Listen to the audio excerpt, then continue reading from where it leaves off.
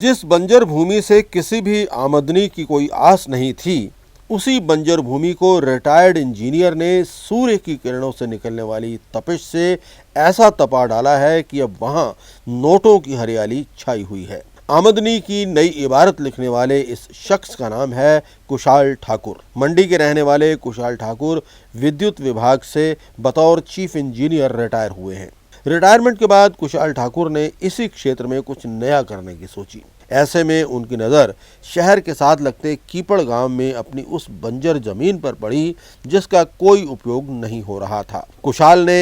Him ऊर्जा विभाग के माध्यम से 500 किलोवाट क्षमता वाले सोलर पावर प्लांट के लिए आवेदन किया। आवेदन स्वीकार हुआ और 8 से 10 बीघा बंजर पड़ी भूमि पर इसे स्थापित करने का काम भी शुरू हो गया। जिस बंजर भूमि से कुशाल को कभी 1 रुपए की आमदनी भी नहीं होती थी, आज उसी से उन्हें हर साल 18 से 20 लाख रुपए की आमदनी हो रही है। बिजली जो पैदा हो रही है वो 3 रुपये 98 पैसे के हिसाब से मैं जो है ये बिजली जो है बिजली बोर्ड को 11 केवी ग्रिड में डाल के जो है वो सेल कर रहा हूँ और इससे मुझे आमदनी भी हो रही है और इसके साथ साथ लोगों को, स्थानीय लोगों को इस पर रोज़गार भी मिल रहा है। मैंने 2 से 3 लोगों को यहाँ पे परमानेंट रोज़गार दिया हुआ है जो कि इलेक्ट्रिशियन है या रात को चौकीदारी करते हैं और इस पूरे एरिए में जो कि बिल्कुल बंजर ज़मीन थी उसकी पूरी यूटिलाइजेशन हो रही है और इससे मुझे इस प्रोजेक्ट के लगाने से मुझे जो है वो लगभग 18 से 20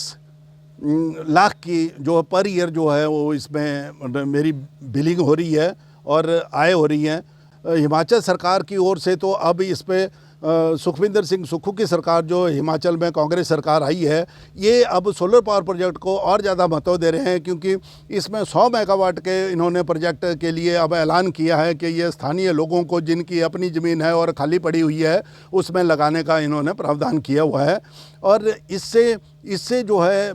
हिमाचल सरकार को भी इसमें बहुत फ़ायदा होने वाला है क्योंकि सर्दियों में जो बिजली हम दूसरे राज्यों से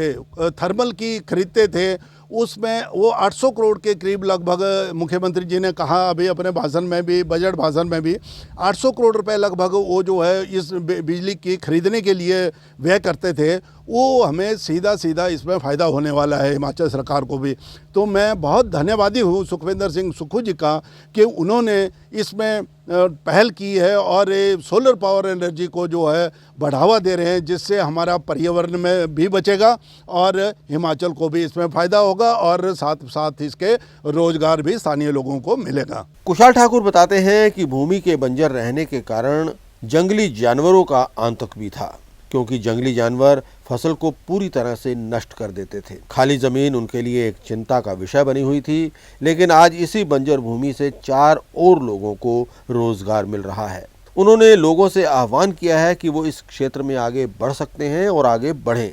क्योंकि सर्दियों में प्रदेश को दूसरे राज्यों से बिजली खरीदनी पड़ती है, जबकि इस ज़रूरत को सोलर सिस्टम से पूरा किया जा सकता है। हिम ऊर्जा विभाग के जिला परियोजना अधिकारी रमेश ठाकुर का कहना है कि प्रदेश सरकार ने राज्य को वर्ष 2030 तक हरित राज्य के रूप में विकसित करने का लक्ष्य निर्धारित किया है। ठाकुर के अनुसार अभी तक जिला में 2 मेगावाट की क्षमता स्थापित की जा चुकी है और 4 मेगावाट के प्रोजेक्ट निर्माणाधीन हैं। मौजूदा बजट में सरकार ने ऐसे प्रोजेक्ट्स के लिए 40% अनुदान का प्रावधान भी किया है। अभी जो हाल ही में माननीय मुख्यमंत्री जी ने बजट प्रस्तुत किया, इसमें इस जो ग्रीन स्टेट बनाने का लक्ष्य है इसको, ताकि ये निर्धारित समय अवधि पर या इससे पूर्व अचीव हो, माननीय मुख्यमंत्री श्री सुखविंदर सिंह सुक्खू ने